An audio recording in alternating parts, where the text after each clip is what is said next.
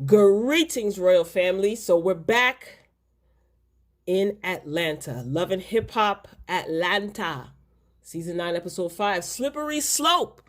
Thanks for clicking on the video. Let's get straight into it. Rasheeda. She and Kirk are celebrating their anniversary. Aw, how sweet. So they're out for a romantic date. They're out for the night. And they're eating waffles. Now, this is to replicate their first date. According to Kurt, they had their first date at the Waffle House. So he set up a nice romantic date to take them down memory lane. Now, they've been married for 20 years. They have 2 kids together and 7 total. A little bit of math. So let's go to the math corner for a second, guys. Rasheeda is currently 37. And she will be 38 in May. Kurt is 51. I don't know if he just turned 51 or he'll be 52. I don't remember where his birthday is. So, again, a little math problem that I'm going to leave it up for you guys to solve. Rasheeda is currently 37 years old. And she will be 38 in May, next month. Kurt is 51 years old.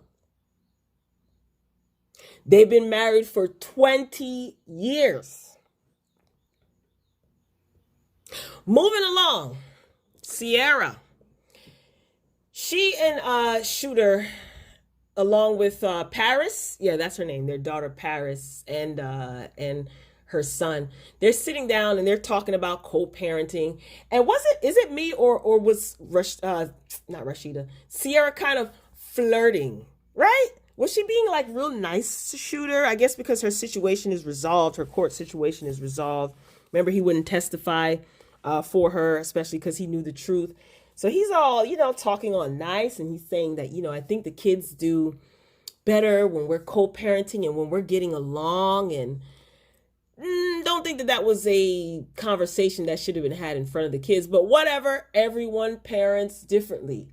But why is Sierra all nicey to Shooter? I mean, it's good for the kids to see, but tell me what you think. Moving along to Uncle Jock. So he shows up to the salon that he invested in. Why is Sharonda still working there? Ugh. God, she is so darn ghetto, and not in a good way. If there is such a, there's a good ghetto. There's a tolerable ghetto. She is just so ghetto and just obnoxious and Jock and Alexis Sky are speaking because Alexis Sky just so happened to be at the salon, and they're speaking, and her trafficking story is brought up. And this caught Jock's attention because he said that he does have daughters, and trafficking definitely is something that is rampant in Atlanta. So it caught his attention so much so that he wants to have some sort of a event to bring awareness to this. And he wants Alexis to come and tell her story. Her quote unquote story. Moving along, Rasheeda's ski trip. So she gathers some of the ladies to let them know that she's planning a ski trip, and Carly has been invited, and Sierra is a little bit nervous because she hasn't seen Carly since they were in church, outside the church, crying and whatnot. Okay, Bambi is in this scene. Why is Bambi in this scene? And more importantly, why is she speaking? I wonder if Bambi in the cabin with Kurt and them came back to her memory yet. Did that come back to her memory? Anyway, moving along to Jock's event. I did notice that Kendra was on the panel speaking along with other activists and survivors. And Akbar V was in the audience. And Jock was explaining what, trafficking is. And Akbar V yelled out, pimping or something like that. And I was just like, why is she talking? Be quiet. She just can't help herself. She looked great, though. She definitely looked great. Makeup, hair, outfit looked nice. Good to see her in attendance. Anyway, Alexis did show up. Jock did invite her. Alexis, she showed up. This was a not only informative scene, but it was very intense. Now, I don't want to do this. Okay, I'll say this in reference to Alexis Sky's story. Just fact check that, y'all. She says it's her story. Now, no, I'm not being petty and not being messy. That's not what this channel is about. I don't break any stories. I only report what's already out there. Just remember that if the truth so happens to come out, just remember this review and this part of the review. Always fact check what people say. Moving along, Sierra. It's like from one intense situation to another. This episode was really, it was a lot going on, right? Just a lot of, it was very emotional. I don't know if I have any, I don't have a comment for this because I was cussing so bad when I first heard this story. For those of you who don't know what I'm talking about, Sierra's daughter, Paris, got into an altercation at school where she was jumped by some of her classmates. And also one of her classmates' parents, a parent was snuck into the school, broke into the school, or was let into the school by her daughter, her own daughter, and joined in jumping Sierra's daughter. Crazy. We move on to Carly, and she's sitting with Mimi and Rasheeda. I think they were at Frost Bistro, and she's telling them that she did reach out to Sierra to show her support. They were watching it on the news, and it was just intense. That was just a lot because I'm a parent, and I pray to God that my daughter or me are never put in that situation. It was just, that really got me hot under my wig cap. So we move on to see Sierra and Shooter talking about the situation with Paris present as well. When Rod asks Sierra, Rod is Shooter, when he asks Sierra what she plans on doing, that really ticked me off. Also, when Rod said to his daughter, you got to make better decisions. You know, I recently buried a son and you're this close away. That could have been you. No comment, no blankety blanking comment. Tell me what you guys thought about that. Maybe I'm being dramatic, but, and you know what? I have to take into consideration that these scenes are chopped and edited. Too many of these reality TV stars say that. So maybe there's some things that we missed in between, but oh, that just rubbed me the wrong way. And that's Shooter's daughter as well, right? I mean, where's the sympathy? I don't know. But when he asked Sierra, what are you going to do? What do you plan to do? Isn't that your daughter too? Anyway, so then there was a commercial break. And after the commercial break, Bambi and Scrappy do. Like, I couldn't catch a break with this episode at all. Like, Mama D was not in this scene, so I didn't care. Moving along to Rasheeda and Kirk. Kirk's oldest son got locked up for riding dirty, basically. Kirk did reveal that his son had a juvenile record and was caught with one bag of trees and a toolie. And that's a big deal, right? Kurt is saying that the charges were trumped up and that the way that they wrote his charges made his son look like a criminal. I just felt like, what is this, a Law and Order episode? Like, it was a lot, right? It was really, really a lot. Ski trip time. So the ladies, they gather together and they're all ready to head to the resort for the ski trip. And Rasheeda, she shows up to tell them that she will not be in attendance because of what's going on with Kurt's son. Now I have a question. If his reports, right, said that Kurt Jr. had a sawed off blank, right? Because that's what they wrote in the report, according to Kurt Sr.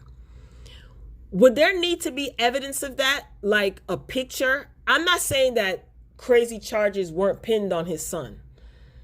But a sawed off shotty? Like if these officers are writing that in the report, wouldn't they need to submit evidence of this tool, this sawed-off tool. You know, I gotta watch what I say, y'all. I'm really asking. I'm not saying that, oh, you know, exaggerated charges are not pinned on people. You know, I'm not saying that at all. But I'm just wondering, wouldn't they have to prove that? I don't know. That's very rough. So the ladies are on the bus, and Carly says that if anything happened to her child, because they're talking about Sierra and her daughter, Carly says that if anything happened to her child, she would not be on a ski. She said she wouldn't be on a ski trip, or she would bring her daughter with her, because Paris, who is Sierra and Shooter's daughter, she's staying with Shooter, because the lady that put hands on Sierra's daughter, lives in Sierra's building. That's just crazy. The bus ride was 5 hours. Mimi said 5 hours long. Shekinah texts Sierra saying that she will be joining them on the trip, and Spice is not feeling it. Spice immediately got ticked off, and Spice says that Shekinah is basically phony. Now, I want to know what Shekinah did to my big friend. You know, whatever it is, I'm Team Spice. Real talk, though, I know Shekinah may mean well, but I couldn't take her since T.I. and Tiny's show first aired. I couldn't. It was a lot. And it's not even because she's loud. I'm loud. Majority of the women in my family are loud. But Shekinah is just a different type of loud. She's loud and abrasive. I don't know. I just didn't really enjoy her. She was funny at times, but I had to take her in small doses. So I'm curious to see what the issue is between Shekinah and Spice. I'm leaning more towards that it is a hyped up storyline to kind of get Shekinah and Spice some more story time. And I think at the end of the season, everything will be all good. I don't see them coming to blows. And when they were on the bus, did Bambi insinuate that she was pregnant? Who cares? That's Scrap's problem.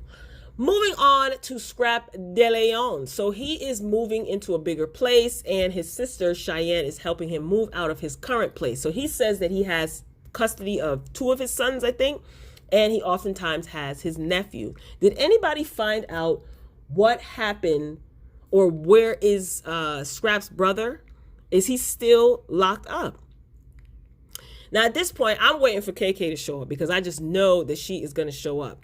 So there's beef between KK and Cheyenne. So apparently Cheyenne ain't paying her portion of the phone bill that's in KK's name. This is according to Scrap.